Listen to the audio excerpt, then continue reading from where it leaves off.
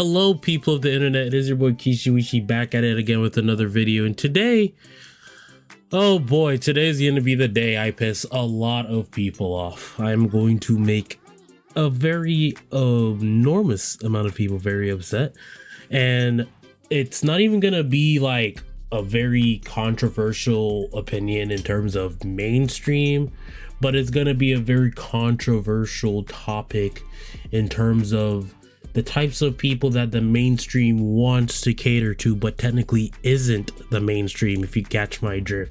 We're talking about a very small minority of the entire world's population that somehow seems to be overrepresented in media. And I know me using the word overrepresented is making you think of a different type of people, but no, today's not the day, because I am not self-harm person-ish. I don't think I used the right word for that. I am not the type to play the rope game and lose. I'm not gonna do that type of stuff, so that's not what I'm talking about. But this is equally as bad. Today we're gonna talk about how low-key, in the grand scheme of things, being trans could technically be considered a sunken cost fallacy.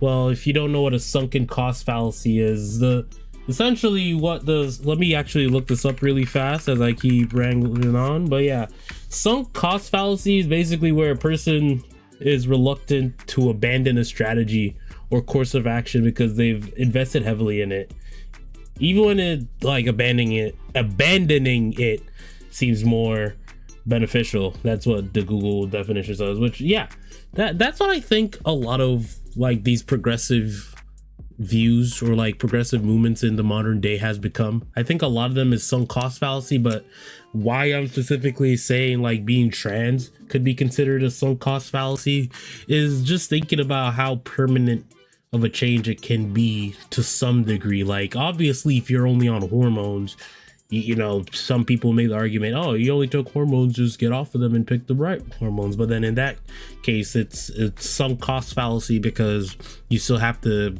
pay to take hormones or whatever. But what I really wanted to highlight is not really being trans as an adult. Like, if you're a grown ass person and you decide to switch genders, like I honestly don't give a fuck. Is there something wrong with you? Not my business. Everything is neurodivergency nowadays. You want to be dressing up as a baby and doing freaky shit. I guess that's fine now. Like, that's a thing now. If you watch, if you guys have been watching Euphoria, which I know some of you guys are, yeah, that's like a thing they mentioned in that. So I guess that's now mainstream now, baby play. Is that what it's called?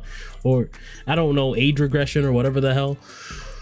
The world's becoming a very weird place. But the reason why I'm saying it's a sunk cost fallacy, it's for the people that are younger, because there's been a lot of discourse online, probably not as much recently, but definitely in the 2020s and like late 2010s, there was a lot of discourse about, oh, we should allow children to transition, which obviously I'm of the opinion that hey, if a 13-year-old can't get a tattoo, I don't think they can make a decision to cut their dick off. Like, I think that's very fair. That's a very fair opinion. If you're not old enough to vote, if you're not old enough to get a tattoo on your own, if you're not old enough to drink or drive, why the fuck should we give you the authority to change your body in a semi-permanent, if not permanent fashion? And I think it's a sunk cost fallacy, because I've seen a lot of videos of people detransitioning, and it's like, oh yeah, I started transitioning when I was like 11, 12. I thought I was a girl, this and that. And it's like 9 times out of 10, a lot of people that do transition at a young age, it's because they were raised with a single mom. That's what I believe. And the data, even though I don't have the physical data in front of me, realistically speaking, I don't see a lot of trans people coming from 2-parent households. Let's be honest. Actually, we could go a step further. A lot of people in the LGBTQ community are from not so pleasant households. And I'm not saying every single one of you, because I know some people that watch these videos, their IQ is literally lower than absolute zero. Like, yeah, bro, I'm not saying every single one of you motherfuckers had to deal with like a drug addict mom or like an alcoholic father that beat the shit out of you. Like, we're not talking about that. Not every single person goes through that. There's other reasons why people could, you know, diverge in their life. You know, it could be a very genetic thing.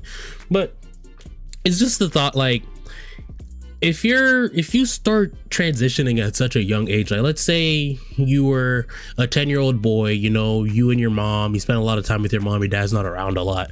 And, you know, spending time with your mom, you do a lot of girly things because, you know, your mom is like, she's alone. So more than likely the only people that she hangs around with, if not to disrespect anyone's mom, but unless she's a whore, more than likely she's hanging out with a lot of other women.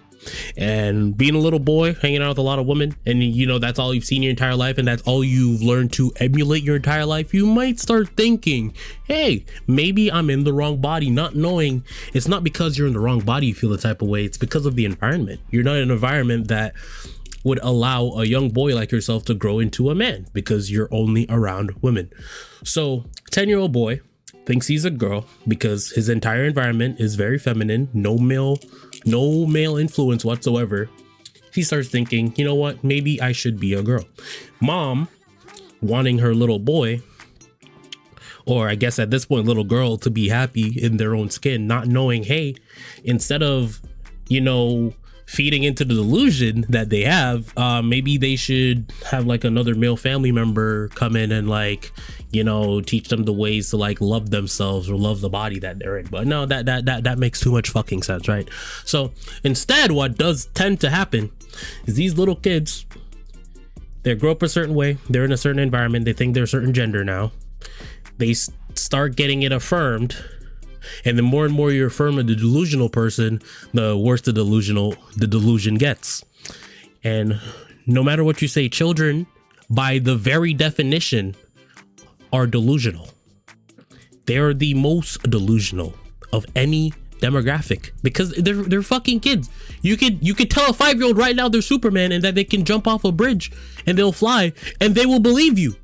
Like, they're gullible. They're fucking children. This is why we need to, you know, guide them in the right way that's best for them in the long term, because in the short term, yeah, you know, affirming these feelings or whatever is going to make them feel good in the short term, but in the long term, what if they change their mind? What if later on in life they're like, oh, you know what, I lived life experience, I've been around people who have similar interests to me, and maybe my interests change because, you know, I'm in an environment where, you know I'm a boy but I feel like a girl, but, you know, I start hanging out with these guys now and they're like really nice and shit to me.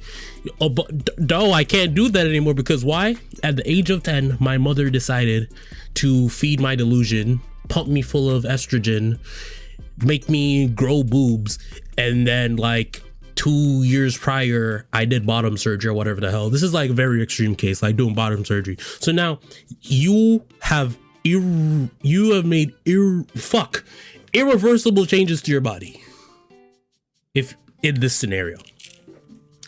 And I think transitioning as a whole is more detrimental for male to female than female to male, because female to male, they bottom surgery, like what the fuck is that? Like, no, there's no at most you get top surgery and they cut your boobs off and change it into pectorals, but even then it's like you can always get implants and look feminine again.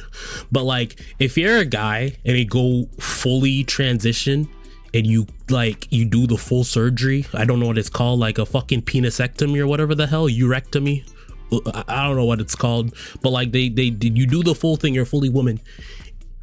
That's it.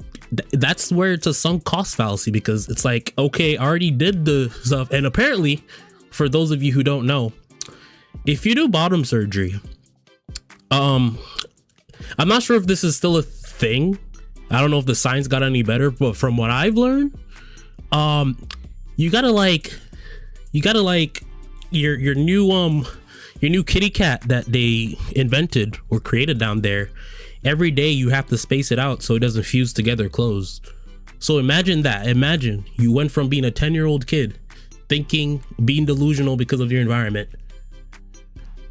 fully embracing the delusion that your parent affirmed for you, and now for the rest of your life you have to do a mini surgery to yourself every morning to make sure your hole does not close. If you're in any environment where you can't do that every day, you're fucked. Think about that. Think about it that way. You are forever a slave to the healthcare system once you fully transition. If there's like an era where like, oh no, we're gonna have to live on our own, no technology, no that, you are the weakest link and you're fucked. Because what happens once your kitty cat closes up? And I know I sound very freaking ignorant, or someone not so ignorant, because it's like, wait, why do you know so much about this shit? Nigga, I'm a very educated man. I any information is good information for me as long as you're not telling me to do evil shit. So that's just, yeah, that's pretty much it for this video. I think being trans is a sunk cost fallacy, because like once you transition, if you change your mind, some people can detransition, but I've seen detransition videos where people are like, yeah, so I decided to transition when I was 13 and now I'm detransitioning, but because of all the hormones, nobody told me that my larynx would forever be this enlarged, so I'll always sound like a man. Mind you, you're looking at like a tiny petite 24-year-old girl sounding like a fucking 17-year-old boy, or like a 30-year-old man, because of the hormones they decided to take at a young age. And a lot of people like same thing with the same, like from the Euphoria episode I watched recently. Yeah, when puberty blockers, that shit, I think that should be criminalized. Because like, what do you mean you're gonna stop someone from going through puberty? What do you mean? Like, I think freaking puberty blockers is just one step away from eugenics. You know, you're essentially making them infertile, or what's the word? Sterile is the word I'm looking for. Like, you stop their body from developing the proper parts that their body needs to reproduce. So it essentially, I believe that the whole trans movement is just a government psyop to make people en masse become sterile, especially ones who are mentally ill. And I'm gonna end the video there. You know, another deep dive into my brain, you know, another thought-provoking video. Let me know what you guys think. Comment down below, you know, like, subscribe. Don't forget to head over to the Twitch. The vibe over on Twitch is so much different. It's just me having fun, just talking shit with my friends while playing games. But yeah, be good people, and leave children alone. Don't influence them to make life-changing decisions when they can't even freaking do their own fucking taxes. Yeah, how about that? Anyways, I'll see you guys. See ya. Bye.